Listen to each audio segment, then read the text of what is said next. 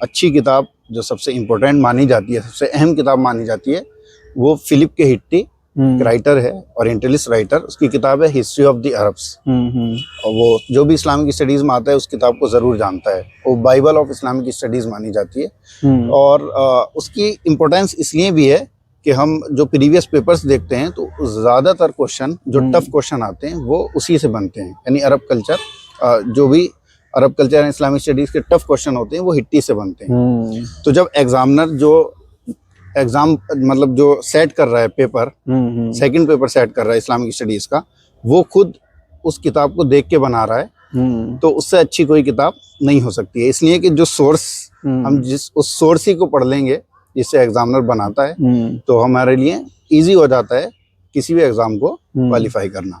तो सर आपने PK80 की नोट्स बनाए थे, किस तरह से पढ़ी थी? इंग्लिश की पढ़नी चाहिए या उर्दू की पढ़नी चाहिए?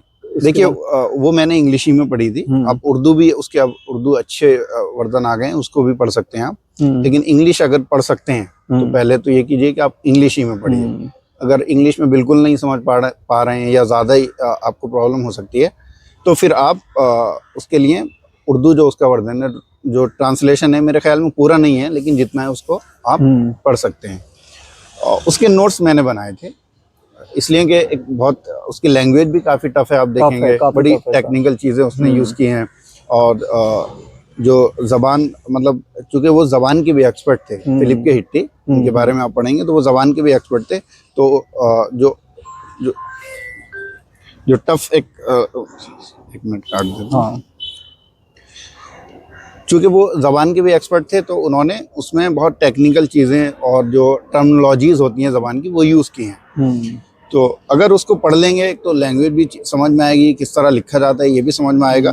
दूसरा है कि बहुत सी चीज़ें उर्दू में उस तरह से वो आपको नहीं मिलेंगी, इसलिए कि पेपर इंग्लिश वाली बुक को देख के बनाया जाता है।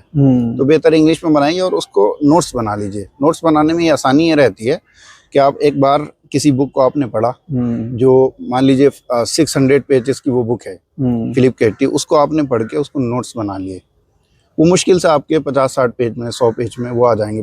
तो अब दोबारा आप उसको पढ़ने की जरूरत नहीं है, अपने नोट्स पढ़ लेंगे। जो 60-70 रिवीजन करने में 80 जो 80 पेजेस हैं उसमें रिवीजन आप करते रहेंगे। नहीं तो बार बार आप 600 पेजेस को पढ़ेंगे और कितनी उसकी लैंग्वेज टफ है तो उसका टाइम भी आपका जाएगा।